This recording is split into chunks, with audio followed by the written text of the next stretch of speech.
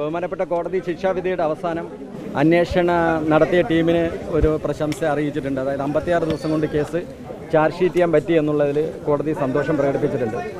അത് കൂടാതെ ശരിക്കും പറഞ്ഞാൽ ഇന്നിവിടെ ഞാൻ നിൽക്കുന്നതിന് വരെ നമ്മുടെ മുൻ പാലക്കാട് SP അജിത് കുമാർ സാർ, ഇപ്പോൾ ടെലികമ്മ്യൂണിക്കേഷൻ SP ആണ്, അദ്ദേഹം വരേണ്ടിയിരുന്നു. അത് അല്ലാതെ തന്നെ നമ്മുടെ മുൻ റേഞ്ച് DIG ഹരിശങ്കർ സാർ, അദ്ദേഹം കൂടി വരേണ്ടിരുന്നു. അവരുടെ എല്ലാം കൂട്ടായ പരിശ്രമം, പിന്നെ എൻ്റെ കൂടെയുള്ള പോലീസുകാർ, പിന്നെ നമ്മുടെ GP വിജയകുമാർ സാറ്, അങ്ങനെ എല്ലാവരുടെയും കൂടെ ഒരു കൂട്ടായ പ്രയത്നം മൂലമാണ് ഇങ്ങനെ ഒരു വധശിക്ഷ കിട്ടിയത്. അന്വേഷണ സംഘത്തിന്റെ എല്ലാ കണ്ടെത്തലുകളും കോടതി ശരിവെച്ചു അല്ലേ? എല്ലാ കണ്ടെത്തലും കോടതി ശരിവെച്ചു. അത് കൂടാതെ ഒരു പ്രധാനപ്പെട്ട കാര്യം എന്താണെന്ന് വെച്ചാൽ, നമ്മുടെ ഈ കേസിൽ ChatGPT ഉപയോഗിച്ചിട്ട് ക്വസ്റ്റ്യൻസ് ക്രിയേറ്റ് ചെയ്തു പ്രതിഭാഗം വക്കീൽ. അതൊക്കെ നമുക്ക് കറക്റ്റായിട്ട് ടാക്കിൾ ചെയ്യാൻ പറ്റി. പിന്നെ എന്തായാലും ഇങ്ങനെ ഒരു ശിക്ഷ കിട്ടുമെന്ന് തന്നെ അതായത് പ്രതീക്ഷിച്ചിരുന്നു. 2025 ഫെബ്രുവരി 3-ാം തീയതി നമ്മുടെ പാലക്കാട് DPOയിൽ വെച്ച് ഹരിശങ്കർ സാറ്, പഴയ DIG സാറ്, ഒരു മോക്ക് ട്രയൽ നടത്തിയിരുന്നു.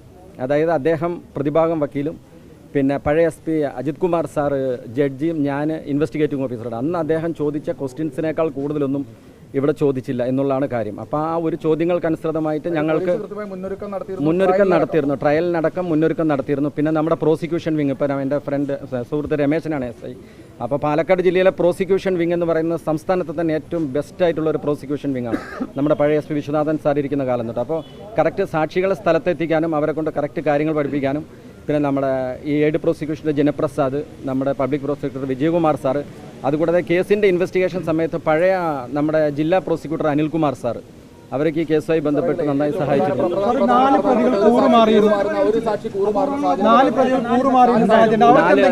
4 സാക്ഷികൾ കൂറുമാറിയത്, ഒന്ന് അദ്ദേഹത്തിൻ്റെ ചെന്താമരയുടെ ഏട്ടൻ രാധാകൃഷ്ണൻ, അദ്ദേഹത്തിൻ്റെ ഭാര്യ, പിന്നെ ഒരു പൊന്നു എന്ന് പറഞ്ഞൊരു ചേച്ചി, അവരുടെ അയൽവാസിയായിരുന്നത്, പിന്നെ ഗിരീഷ്.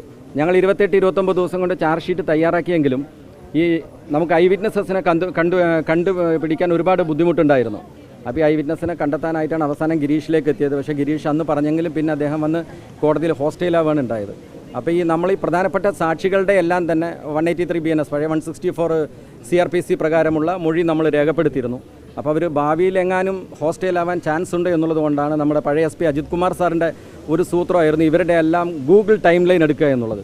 അപ്പോൾ അവരുടെ എല്ലാം മറ്റേ ഗൂഗിൾ ടൈം ലൈൻ എടുത്തതുകൊണ്ടും അതിലും ഇവിടെ ചോദ്യം ഉണ്ടായിരുന്നു. അവരുടെ ഗ്രിഡ് റെഫറൻസ് ലോഞ്ചിറ്റ്യൂഡും ലാറ്റിറ്റ്യൂഡും വെച്ചിട്ടുള്ള കറക്റ്റ് അവരുടെ ലൊക്കേഷൻ, കറക്റ്റ് ആ മാപ്പ് നമ്മൾ ബഹുമാനപ്പെട്ട കോടതി ഏൽപ്പിച്ചിരുന്നു. അതുകൊണ്ട് അങ്ങനെ ഒരു ലോങ് റണ്ണിൽ ട്രയലിൽ അധികം സമയം എടുക്കുകയാണെങ്കിൽ ഈ സാക്ഷികൾ കൂറുമാറാതിരിക്കാൻ എന്തൊക്കെ ചെയ്യാം, ഇതിനെ നേരത്തെ പ്രിപ്പയർഡ് ആയിരുന്നു. പിന്നെ അതുകൂടാതെ തന്നെ ഇയാൾ ഇടം കയ്യാനാണോ വലം കയ്യാനാണോ അതിനുള്ള തെളിവുകൾ ശേഖരിച്ചിരുന്നു. പിന്നെ ഇദ്ദേഹം മറ്റേ മാനസികാരോഗ്യത്തിന് ചികിത്സ തേടിയിട്ടുണ്ടോ എന്നുള്ള സർട്ടിഫിക്കറ്റ്സ് നേരത്തെ നമ്മൾ വാങ്ങിച്ചിരുന്നു.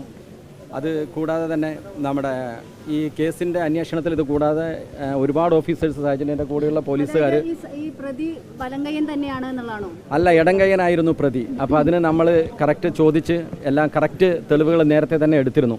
അപ്പോൾ എൻ്റെ മേലുദ്യോഗസ്ഥന്മാരുടെ എല്ലാം, പ്രത്യേകിച്ച് ഹരിശങ്കർ സാറിൻ്റെയും അജിത് കുമാർ സാറിൻ്റെയൊക്കെ കറക്റ്റ് മോണിറ്ററിംഗ് ഉണ്ടായിരുന്നു. പിന്നെ ഇതിലെല്ലാം കൂടുതലായിട്ട് ഇത്രയും കറക്റ്റായിട്ട് 2025 27-ാം തീയതി മുതൽ ഈ കേസ് ഇത്രയും കൊടുക്കുന്നവർ ഇത്രയും കറക്റ്റായിട്ട് മീഡിയയ്ക്ക് ജനങ്ങളെ ബ്രീഫ് ചെയ്യാൻ പറ്റില്ല. അത് നിങ്ങൾ ഇതുവരെ കാണാത്തൊരു സംഭവമല്ല എന്തായാലും. അപ്പോൾ അതിൽ ഞങ്ങൾക്ക് ഭയങ്കര സന്തോഷമുണ്ട്. അതിന് കുറേയൊക്കെ ചീത്തപ്പേര് കേട്ടാലും മീഡിയ പോലീസിന് അധികം കുറ്റമൊന്നും പറഞ്ഞില്ല. അപ്പോൾ അതിലും ഭയങ്കര സന്തോഷമുണ്ട്.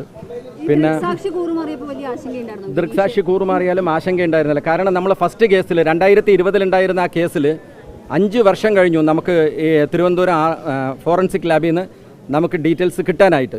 5 വർഷം, അതും DIG സാർ ഹരിശങ്കർ സാർ ഇടപെട്ടത് കൊണ്ടാണ് അത്രയും പെട്ടെന്ന് കിട്ടിയത്. പക്ഷേ നമ്മുടെ ഈ regional forensic lab Thrissur police അക്കാദമിയിലുള്ളതിനും വെറും 15 ദിവസം 14-ാം ദിവസം വൈകുന്നേരം ആകുമ്പോഴേക്കും ഞങ്ങൾക്ക് അതിൻ്റെ സർട്ടിഫൈഡ് കോപ്പികൾ ബഹുമാനപ്പെട്ട കോടതിക്ക് കൊടുത്തതിൻ്റെ കോപ്പികൾ DNA ടെസ്റ്റും അതിൻ്റെ റിസൾട്ടൊക്കെ നമുക്ക് കിട്ടിയത് കൊണ്ടാണ് 56-ാം ദിവസം തന്നെ നമുക്ക് ചാർജ് ഷീറ്റ് കൊടുക്കാൻ പറ്റിയത്.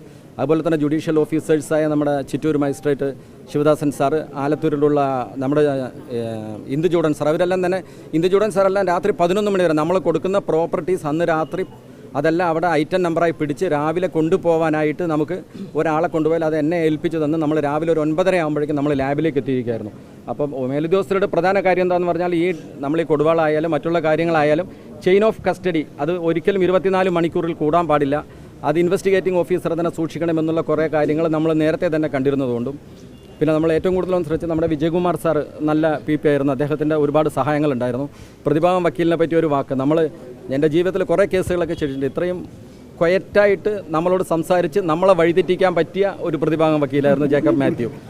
കാരണം നമ്മൾ ചെന്താമരയ്ക്ക് എതിരായിട്ട് ഞാൻ ഉത്തരം നൽകേണ്ടി വരുന്ന ഒരു ചോദ്യങ്ങൾ അദ്ദേഹം ചോദിക്കില്ലായിരുന്നു. അതേസമയം തന്നെ ChatGPT ജനറേറ്റ് ചെയ്ത നമ്മുടെ ഈ സീൻ കാർഡ് ചെയ്യാനുള്ള എന്തായിരുന്നു നിങ്ങളുടെ SOP സ്റ്റാൻഡേർഡ് ഓപ്പറേറ്റിംഗ് പ്രൊസീജിയർ എന്തായിരുന്നു, അങ്ങനെ കുറേ ചോദ്യങ്ങൾ AI ഉപയോഗിച്ചുള്ള കുറേ ചോദ്യങ്ങൾ ചോദിച്ചു. അതിനൊക്കെ വിജയകുമാർ സാറ് മറുപടി പറഞ്ഞു, ഞാനും മറുപടി പറഞ്ഞു. എന്തായാലും ഇങ്ങനെ ഒരു ശിക്ഷ കിട്ടിയതിൽ സന്തോഷമുണ്ടോ ഇല്ലോ എന്നുള്ളതല്ല, പക്ഷേ ആ 2 കുട്ടികൾക്കുണ്ടായ ആ നഷ്ടത്തേക്കാൾ വലുതൊന്നുമല്ല ഞങ്ങളുടെ സന്തോഷം. 20 ലക്ഷം രൂപ പിഴത്തുകയുണ്ട്. അതിൽ അവരുടെ റിലേറ്റീവ്സിന് 1-2 പേർക്ക് കൊടുക്കാൻ പറഞ്ഞിട്ടുണ്ട്. അല്ലെങ്കിൽ ആ വീട് വിറ്റ് കൊടുക്കണം, വിലാസിനിയുടെ ചെന്താമരയുടെ ഭാര്യയുടെ പേരിലുള്ള ആ വീട് വിറ്റിട്ട് കൊടുക്കണമെന്ന് ബഹുമാനപ്പെട്ട കോടതി പറഞ്ഞിട്ടുണ്ട്. അഖിലയ്ക്കും അനശ്വരയ്ക്കും അതുല്യയ്ക്കും പിന്നെ ലക്ഷ്മിയുടെ മകൻ സുരേന്ദ്രൻ സുനിത എന്നിവർക്കും ഇത് പ്രപ്പോർഷനിൽ അത് എത്ര പ്രപ്പോർഷൻ അവിടെ പറഞ്ഞിട്ടുണ്ട്, അതനുസരിച്ച് വീതിച്ച് കൊടുക്കണമെന്ന് പറഞ്ഞിട്ടുണ്ട്.